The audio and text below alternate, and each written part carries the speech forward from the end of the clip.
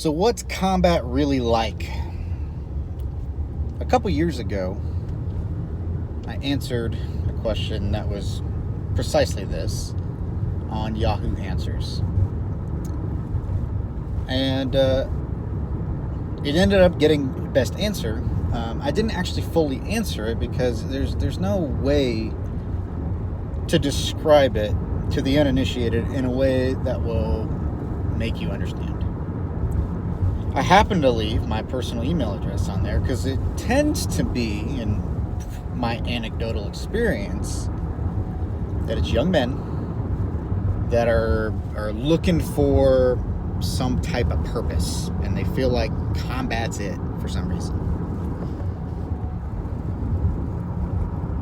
And maybe it's because there's a glamorized portrayal of combat and soldiers and whatnot here. I don't know. But I left my personal email, and I said, hey, if anybody's got any questions in the future and they happen to see this, feel free to give me an email or shoot me an email, and I will do the best I can. And sure enough, this was several years ago. I've gotten not less than 20 to 25 requests from young men all over the world about what's it like to be in combat. And, a lot of them are young men that can't join the military for some reason or other. Many of them are simply high schoolers that or even younger at some point that feel like that combat's the way to go. And I'm going to be honest, over half of those interactions ended sourly or badly between the person asking me and them. And perhaps maybe it's hard to convey my seriousness when I say things on a screen, a laptop screen, or whatever medium you happen to be using to read what I was writing. But I think this might be a better way to do it. And this is probably going to be a more expedient way to do it if I'll shut up and just talk about it. So, here we go. This is something I've told to young soldiers. When you serve in the military over a period of time, for a long period of time, and you become a leader, and as personnel start rotating in and rotating out, the people are different, but a lot of the personality types, there's consistency between them, and you see patterns emerge, and some of the ideas that come about, particularly with young people that have no experience of the world, let alone combat or the military. And there seems to be this bravado and machismo where I'm a badass and it's going to be different for me. I get it. And the very first thing I say is, be careful what you wish for. You just might get it. And I mean that. And I can use my own example as a way to bring some context to it. I had wanted to be a soldier for as long as I can remember. Everybody in my family, people that knew me growing up, people that I went to school with, everybody knew I was going in the military. There was just no way about it. I was going to do it. And from a fairly young age, starting about 6th or 7th grade, I really started to study military history, from the individual accounts all the way up to operational level conglomerations of accounts at very high levels. But I read plenty of personal accounts: World War II, World War I, Vietnam, Korea. Young men who were infantry, young men who were paratroopers, young men who were snipers, like all of those things. And all of the terrible things they endured that they were willing to write about, all the terrible things that happened to them. And while it may, and these were nonfiction books I was reading also. I didn't read fiction. And I was undeterred. To me, it was just something like, okay, maybe if I know enough, maybe if I if I research enough, maybe if I, X, Y, Z, whatever, then this won't apply to me. It's funny, there's a bias that people have with themselves and how they're thinking. And you never think it's going to happen to you until it happens to you. And that's kind of how combat is. Now, my very first combat action was during the invasion of Iraq. And I was a very young man, fairly new to the Army, less than 2 years in. I was new to my unit. And I was in the back of a Bradley fighting vehicle. Essentially, this box that was used to transport soldiers like me to where we were going to do battle. However, it wasn't very heavily armored. And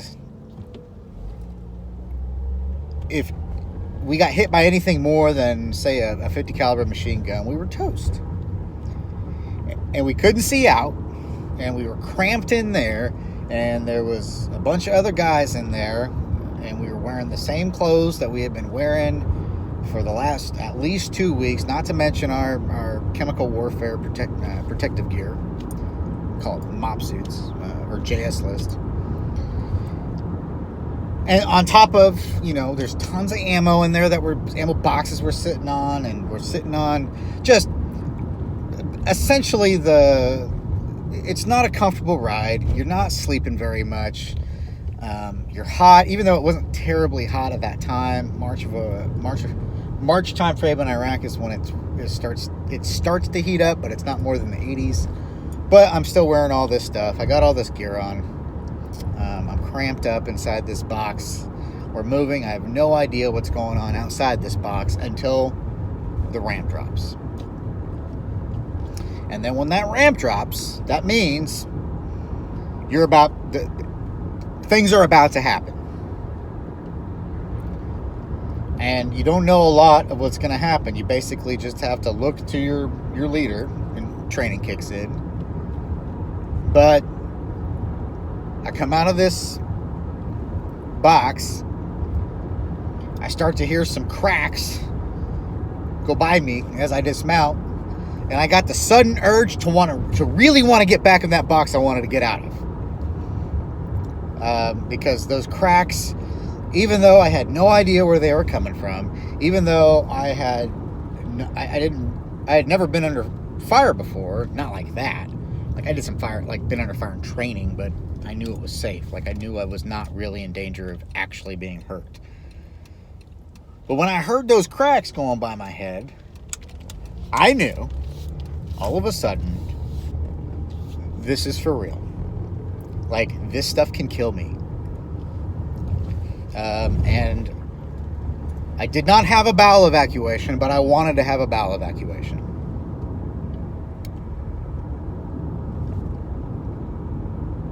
We ended up getting into a small firefight. And before we even knew really what was going on, it was over.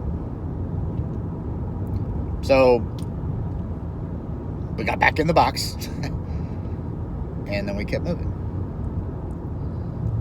And essentially that's how it went for a while.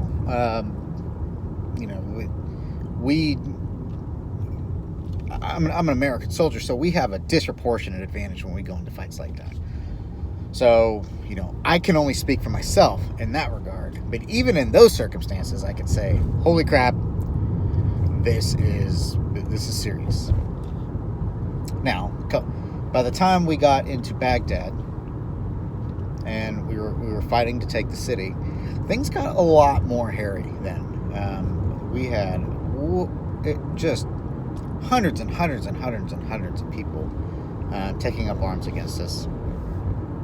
And we were trying to, depose Saddam and his government.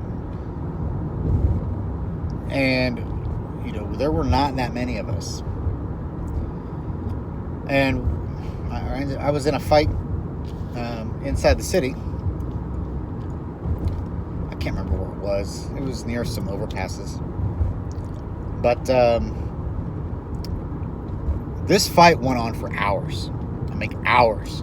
There were the Iraqis had built trenches around this area. They had reinforced some of the buildings around this area, knowing so they could use them as platforms to fire at us from, and we wouldn't really be very effective at firing back at them, at least with small arms.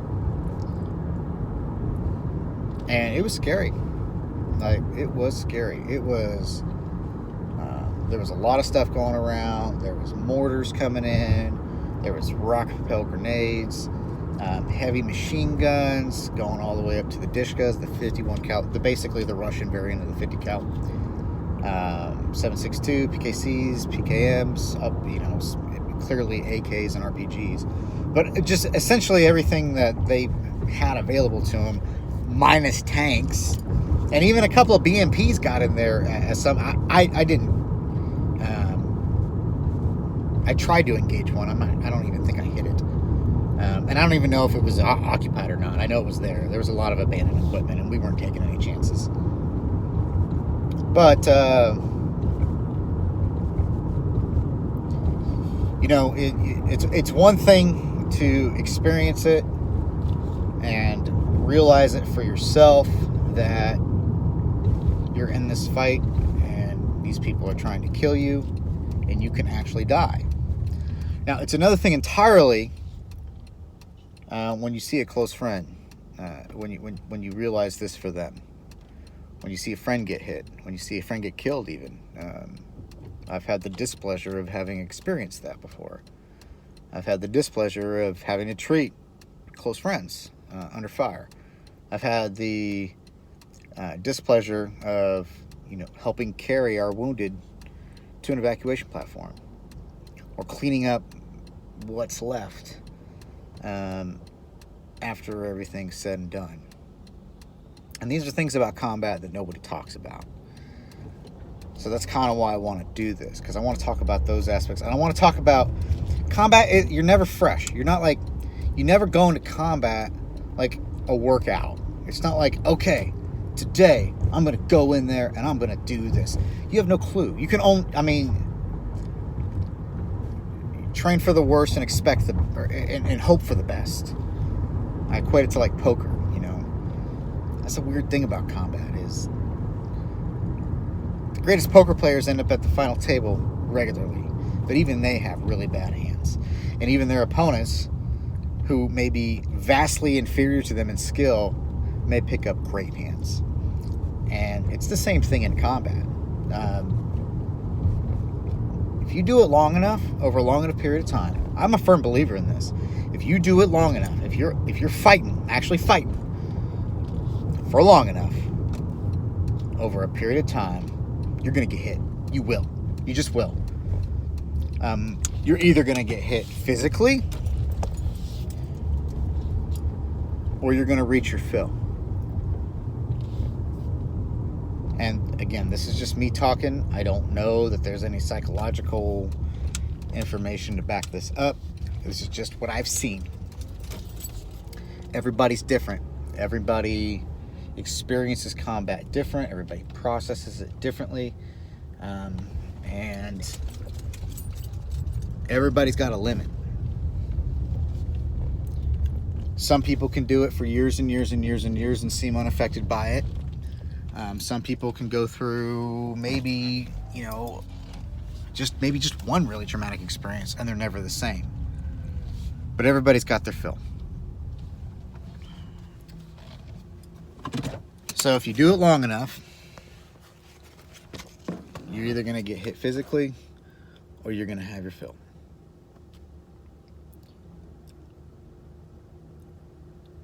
If you go into it, when it happens, very rarely do you have the opportunity to do it, to actually be in combat and know what the hell is going on. You don't know where you're getting fired on, at least initially. You have no idea how far away they are. You don't know how many there are. If if after some experience and some time in, you can figure that out based off of how much you're being shot at and what you're being shot at with. But you don't have it. It's a bunch of guys yelling at each other going, what the fuck is happening? What's going on? Where are they at? Like, seriously. It's loud. You can't hear shit. You're tired. And here's what I would suggest for you to do. If you want to simulate combat conditions, if you want to get an idea before you even get shot at, I suggest to you to go and put on a bunch of gear, about 50 to 70 pounds worth. And then wear that gear nonstop for about a week straight. And during that week, only allow yourself about 4 hours of sleep a day, but it can't be back-to-back sleep. You can't sleep for 4 hours at a time. So it's broken up. And you're not allowed to change. You wear the same clothes. You can take baby wipe showers. That's it. And then on top of wearing all your stuff, and this is if you have the time to do it, walk between 10 and 15 miles every single day in that week period. And then after that week, when you start to feel the effects of all of that,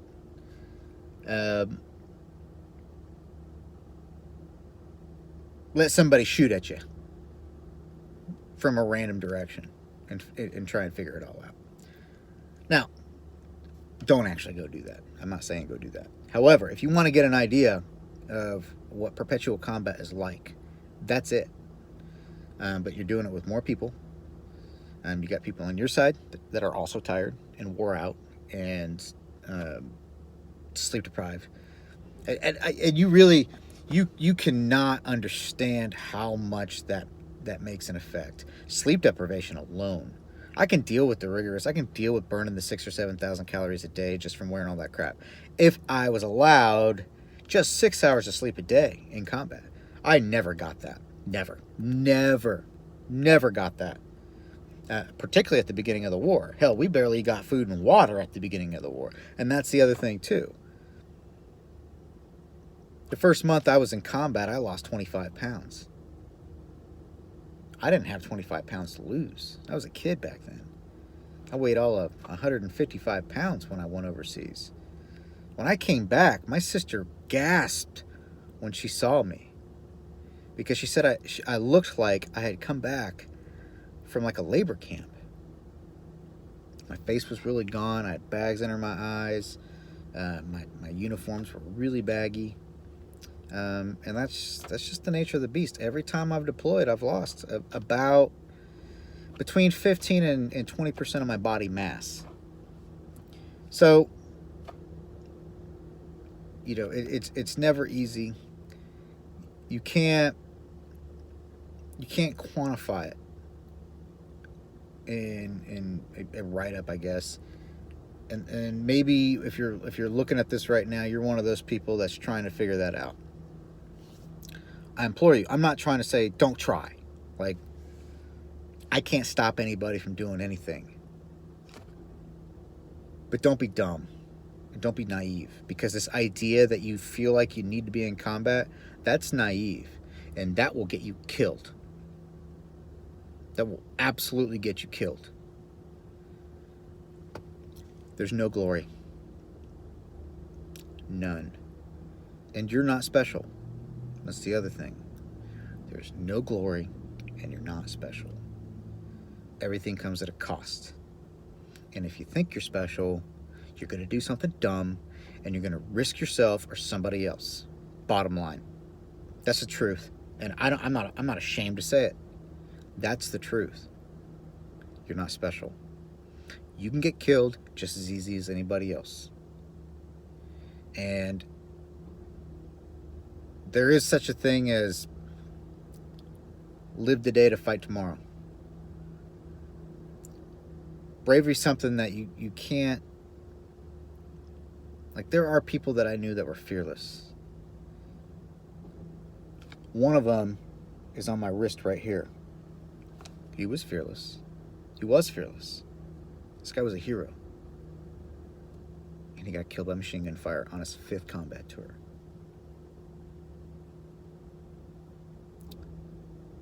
Left behind a wife and 3 daughters. He was 2 years away from retirement. He was 3 weeks from coming home from his last combat deployment. There are too many stories to tell just like that. Now, he knew what he was getting into, and I don't feel sorry for him, and I don't feel... He's a soldier. He's a professional soldier. And he's a hero because he knew exactly what he was doing, and he did it anyways. He knew exactly... He didn't have to do what he did, and nobody would have thought anything less of him for it. Actually, the very last words that he had, knowing that he was wounded, knowing he was going to die, was, "Go get him, boys." He was mortally wounded. He knew he didn't have very many words left.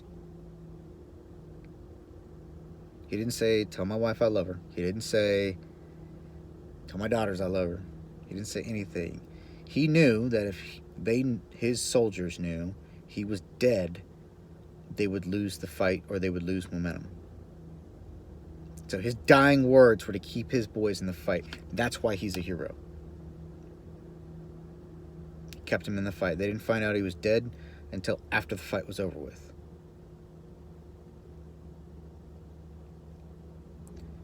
Now, think about that. Think about that for a second. Think about, have somebody point a loaded gun at your gut, and you'll feel that feeling like you're what we call the pucker factor. You'll start to feel an uneasiness with it. Let them put their finger on the trigger if you trust them. You feel that? Now imagine pulling that trigger. You're mortally wounded. Everything you thought about the world changes. It all changes.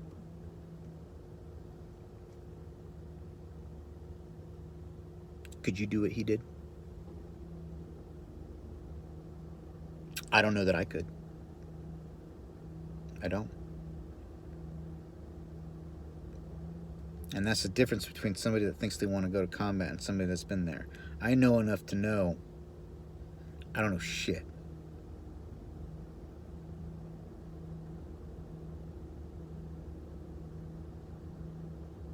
You got any questions?